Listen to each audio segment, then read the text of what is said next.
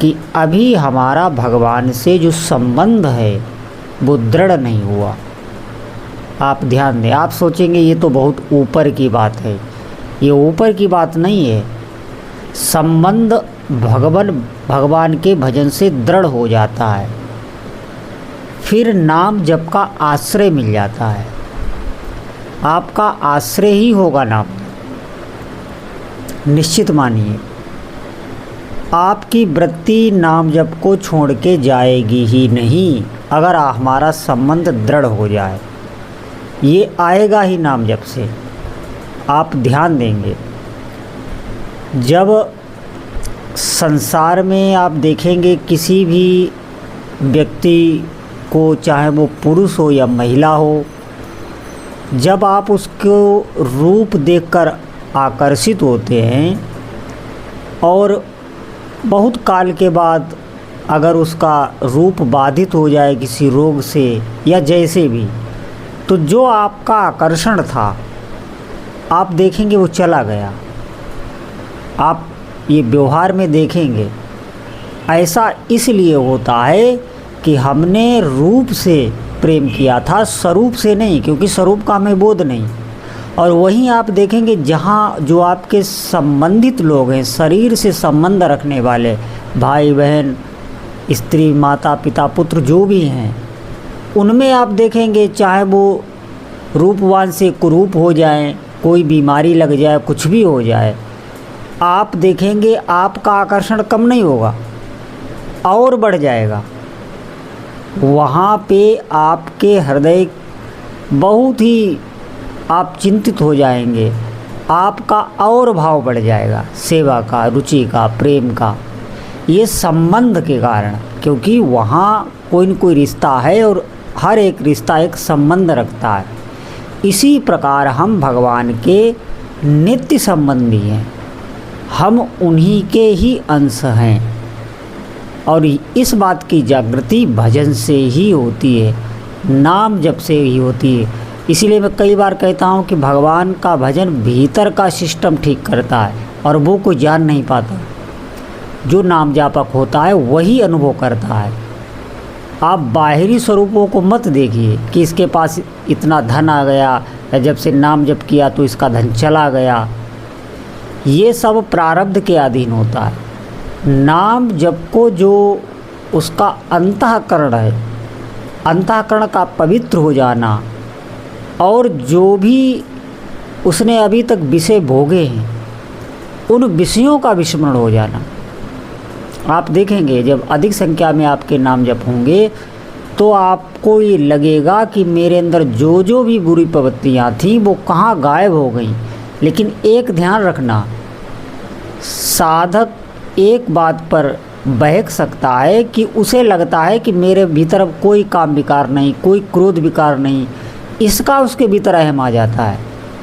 तो आप देखेंगे कि आपके भीतर जो वासना है, जो काम है, वो वैसे ही दोबारा फिर जागृत हो जाएगा, क्योंकि वो बिल्कुल नष्ट नहीं होता। ये ध्यान रखना, वो भजन से दब जाता है। ये बात हम कई बार बता चुके हैं। तो हम भजन को कभी भूले ना, किसी भी बात से भयभीत ना हो। किसी ने कुछ कह दिया उसकी बात हमें लगे ना, कोई शोक मोह हमें सताए ना, किसी का आकर्षण हमें सताए ना। हम हर स्थिति में भजन में लगे रहें और संतुष्ट रहें। संतुष्टता में सभी बातें आ जाती हैं। अगर आप संतुष्ट हैं तो आप प्रसन्न भी रहेंगे, शांत भी रहेंगे। हर बात संतुष्टता में ही आती है, ये ध्यान रखना। संतुष्ट आप रहेंगे तो आपके भीतर कोई कामना ही नहीं हो, और ये संतुष्टि संबंध से ही आती है।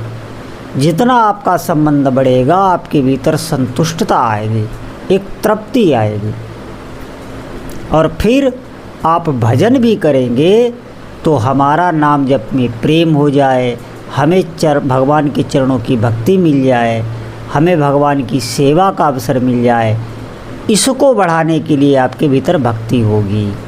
ये कामना नहीं है, ये निस्वार्थ है। इसे ही निस्वार्थ भक्ति कहते हैं, निष्काम भक्ति कहते हैं। और ये हमारे भीतर आती ही तभी है जितना हमारा संबंध भगवान से दृढ़ होगा। और ये भजन से ही होगा। जितना आप जप करेंगे उतना ही संबंध दृढ़ होगा। प्रारंभ में ये जो हमें वासनाएं कामनाएं सताती रहती हैं, बार बार हम भजन तो करते हैं लेकिन वो विश्वास हमारा भजन पे नहीं है जो होना चाहिए, तभी हम इधर उधर बहक जाते हैं और हमारा भजन रुक जाता है या कम हो जाता है। फिर हम सोचते हैं हमसे कोई अपराध हो गया है। अपराध हो न हो, लेकिन हमारे भीतर जो भोग के संस्कार हैं, हमारा उधर आकर्षण अधिक हो जाता है, इसीलिए भी भजन छूट जाता है।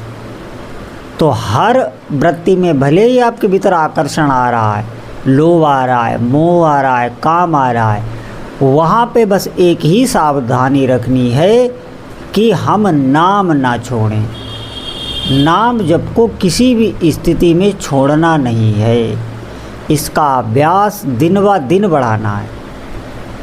एक बार बहुत विचार करने की है कि नाम जप हमारा अधिक से अधिक हो। जैसे हम जो संख्या है वो करते हैं और उस संख्या के बाद हम फिर नाम जप नहीं करते। हमारी जो आज की संख्या है, जैसे हमने माना 100 माला की हमारी आज की संख्या है, वो पूर्ण होने के बाद आप देखेंगे फिर आप नाम जप नहीं करते।